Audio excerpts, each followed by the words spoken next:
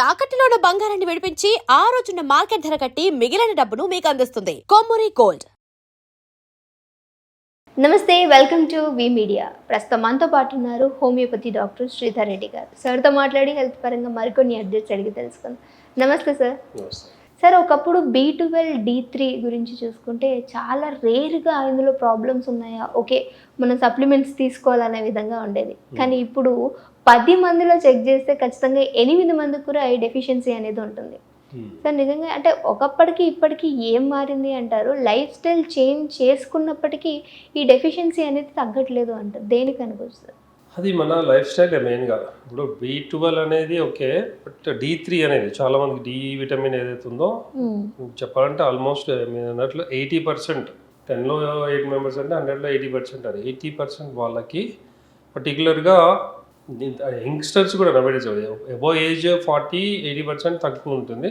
Nowadays మేము చూస్తున్న పేషెంట్లు వచ్చే వాళ్ళు 20 years 25 years వాళ్ళకి కూడా విటమిన్ డి తక్కువ ఉంటుంది. మెయిన్ దానికి రీజన్ ఏంటంటే ఎక్స్పోజింగ్, అంటే సన్ ఎక్స్పోజింగ్ లేకపోవడం. పొద్దున్న లేచినప్పటి నుంచి లేవడం లేట్గా, తర్వాత కారులోనో ఆటోలోనో ఆఫీస్కు స్కూల్కి వెళ్ళడము, అక్కడ కూడా బయటికి రాకుండా ఎండ వెళ్ళేంత సన్సెట్ వరకు స్కూల్లోనో కాలేజీలోనో ఆఫీస్లోనో ఉండడం, బయటకు వచ్చేటప్పటికి 6-7 ఐటమ్ అప్పటికి ఎండ ఉండదు. సో ఎండకి ఎక్స్పోజ్ అయ్యేది అనేది కంప్లీట్గా తగ్గిపోయింది. కొంతమంది అంటే వీక్లీ వన్స్ ఏదైతే హాలిడే రోజు వస్తుందో పిల్లలు అయితే ఆడుకుంటారు ఎండలో వెళ్ళి, పెద్దవాళ్ళు కూడా కొంతమంది బయటికి వెళ్తారు, కొంతమంది రెస్ట్ డే అని చెప్పి ఇంకా ఇంట్లో కూర్చోవడము. సో D3 అనేది పర్టికులర్గా కంప్లీట్గా తగ్గిపోయింది చాలామందికి. ఇది ఫస్ట్ రీజన్. అండ్ B12 కూడా చాలామందికి తగ్గుతుంది, ఎందుకంటే బాడీ యాక్టివిటీస్ సరిగ్గా లేకపోవడం ఒకటి, మనం తీసుకునే డైట్ అనేది కరెక్ట్గా లేకపోవడం. అండ్ పర్టికులర్గా B12 అనేది వెజిటేరియన్స్లో చాలా ఎక్కువ మందిలో డిఫిషియన్సీ వస్తుంది B12. ఎందుకంటే B12 అనేది ఎక్కువ దొరికేది నాన్ వెజ్లోనే. సో నాన్ వెజిటేరియన్ అంటే పర్టికులర్గా లివర్ కానీ, ఫిష్, ఎగ్స్ ఇట్లాంటి వాటిలో B12 ఎక్కువ ఉంటుంది. సో B12 డెఫిషియన్సీ ఉన్న వల్ల మేము పర్టికులర్గా చెప్తాం అనమాట, నాన్ వెజ్ ఎక్కువ తినాలి, పర్టికులర్గా liver and fish items, tuna ఇట్లాంటివి ఉంటాయి. అండ్ ఎగ్లో కూడా పర్టికులర్గా ఎగ్ ఎల్లో చాలా మంచిది, డి విటమిన్ కూడా మంచిది, B12 కూడా మంచిది. సో ఫుడ్లో డి విటమిన్ దొరికేదంటే ఎగ్ ఎల్లో ఒకటి, మష్రూమ్స్ ఇలాంటి కొన్ని ఐటమ్స్లో బాగుంటుంది. సో అందుకని ఏంటంటే అన్ని రకాల ఫుడ్ అనేది, బట్ పర్టికులర్గా ఇంట్లో చేసుకున్నవి, ఎందుకంటే మన హైజీనిక్ కండిషన్లో చేసుకుంటాము. దాంట్లో ఆయిల్ కానీ ఇవన్నీ కూడా, ఎందుకంటే కల్తీ ఆయిల్ రావడం, లేదంటే ఈ సన్ఫ్లవర్ కూడా ఓవర్గా దాన్ని చేసే అలాంటివన్నీ మంచిది కాదు. రీయూజ్ చేయడం ఆటోమేటిక్ దాంట్లో ఉన్న క్యాలరీస్ అన్నీ వెళ్ళిపోతాయి. ఇప్పుడు బయట మనం తినే ఫుడ్లో మ్యాక్సిమం రీయూజ్ చేస్తారు.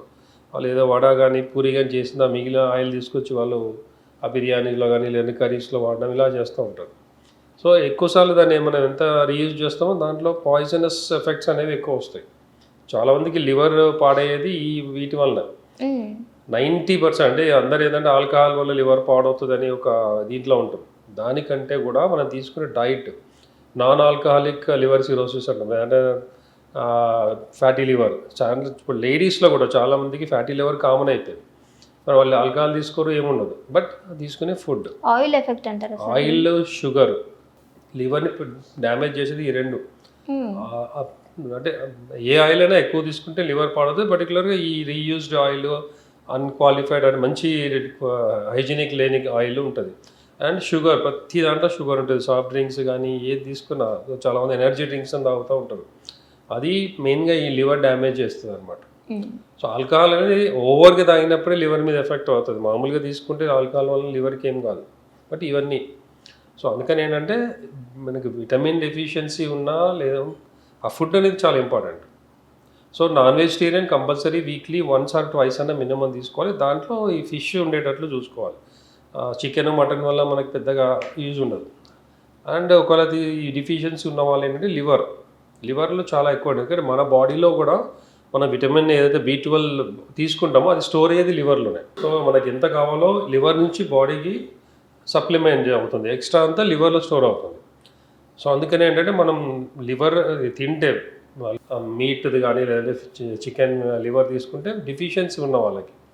సో ఇప్పుడు చాలామంది ఏంటంటే నాన్ వెజిటేరియన్ అంటే ఓకే, ఇప్పుడు వెజిటేరియన్స్ ఉంటారు, మేము లివర్ తినము, మన మార్కెట్ కొద్దిగా ఎగ్ కూడా తినరు. సో ఎగ్ సరే, ఎగ్ అట్లీస్ట్ ఎగ్ తింటే ఎగ్ వైట్లో ఎల్లోలో ఇది ఉంటుంది B12 and D vitamin. So so వీళ్ళకి ఏంటంటే డైరీ ప్రొడక్ట్స్, పర్టికులర్గా కౌ మిల్క్. డైరీ అంటే మళ్ళీ బఫెలో మిల్క్ అంటే కూడా కౌ మిల్క్లో B12 ఎక్కువ ఉంటుంది. మళ్ళీ ఈవెన్ మన పనీర్, చీజ్ ఇవైతే ఉంటాయో వీటిలో B12 బాగుంటుంది. సార్ చీజ్ తీసుకోమన్నారు అని చెప్పి పిజ్జాలో వీటిలో తీసుకుంటూ ఉంటారు కదా, అందులో చీజ్ ఎక్కువ అంటే cheese మనకు ఉంటుంది. పిజ్జా అలా మళ్ళీ తీసుకోవచ్చా? మైదా ఉంటుంది అక్కడ. మైదా వల్ల అంటే అప్పుడప్పుడు తీసుకోవచ్చు, పిజ్జా కూడా మంచిది కాదని కాదు, బట్ ఎక్కువ తినడం వల్ల ఒబేసిటీ రావడం కానీ డయాబెటీస్ ఉండడం, ఈ మైదా సరిగా అరగక, maida is nothing but slow poisoning అంటాం. ఎప్పుడో ఒకసారి తింటే ఏం కాదు, బట్ మైదా అనేది రొటీన్గా తినకూడదు. చీజ్ అనేది ఎన్ని విధాలుగానే తీసుకోవచ్చు. ఈవెన్ అంటే ఇప్పుడు కొంతమంది అంటే చపాతీలో ఏదైనా పెట్టుకొని దాంట్లో చీజ్ పెట్టుకొని కూడా తింటూ ఉంటారు. చీజ్ స్లైసెస్ దొరుకుతాయి మనకి. సో B12 వెజిటేరియన్స్కి మనకు కావాలంటే డైరీ ప్రోడక్ట్స్ మీద ప్లస్ అంటే కొన్ని టిన్డ్ ఫుడ్స్ కొన్ని ఉంటాయి, సిరియల్స్ ఇట్లాంటివి. సో దాంట్లో కూడా ఈ B12 అనేది ఉంటుంది. సో ఫిజికల్ యాక్టివిటీ రెగ్యులర్ చేయాలి అండ్ ఎండకు కూడా ఎక్స్పోజ్ అవ్వాలి. B12తో పాటు D విటమిన్ డెఫిషియన్సీ కూడా వస్తుంది. సో ఇవన్నీ కలిపి అనెమిక్ కండిషన్ కూడా వస్తుంది చాలామందికి. ఈ D విటమిన్ తగ్గిన B12 వల్ల కూడా అనెమిక్ కండిషన్ వస్తుంది. సో అందుకని ఏంటంటే వీళ్ళు కొద్దిగా బీట్రూట్ లాంటివి, దానిమ్మ, వాటర్ మెలన్ ఏవైతే మనకి ఈవెన్ లివర్ తినడం వల్ల అనెమిక్ కండిషన్ కూడా తగ్గుతుంది.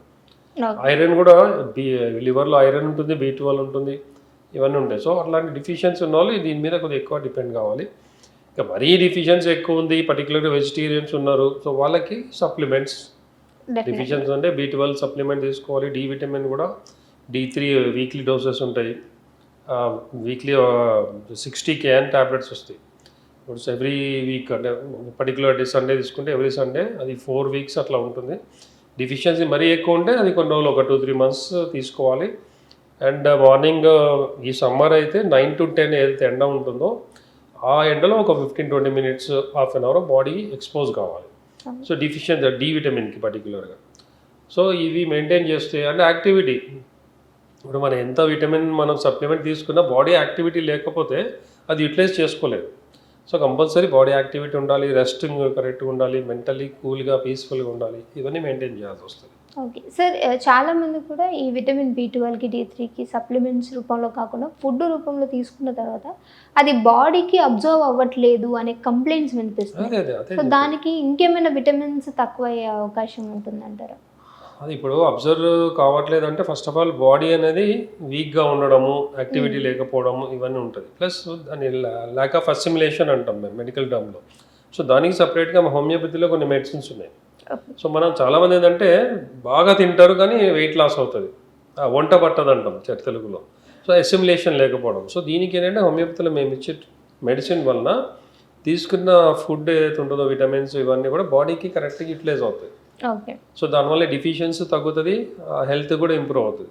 ఇప్పుడు జనరల్గా B12 డిఫిషియన్సీ ఉన్న వాళ్ళలో బాడీ పెయిన్స్ కానీ, బాడీ తిమ్మిర్లు ఎక్కడము, నర్వస్ సిస్టమ్ వీక్ అవ్వడము, ఇలాంటివి ఉంటాయి, తిమ్మిర్లు రావడం. సో ఇవన్నీ నిద్ర పట్టకపోవడము, ఈవెన్ D విటమిన్ తక్కువ ఉన్న వాళ్ళు కూడా నైట్ టైం షోల్డర్ పెయిన్స్, ఆ బాడీ అంతా వీక్గా అయిపోవడం ఇట్లా అవుతుంది. సో ఇవన్నీ కూడా కంట్రోల్ అయిపోతాయి. డిఫిషియన్సీ తగ్గుతుంది, ప్లస్ ఈ బాడీకి యూటిలైజ్ అవుతుంది. సో యాక్టివిటీ ఉండాలి, అసిమిలేషన్ లేకపోతే మేము ఇచ్చే మెడిసిన్స్ కూడా యూటిలైజ్ అవుతుంది అన్నమాట. Thank you sir.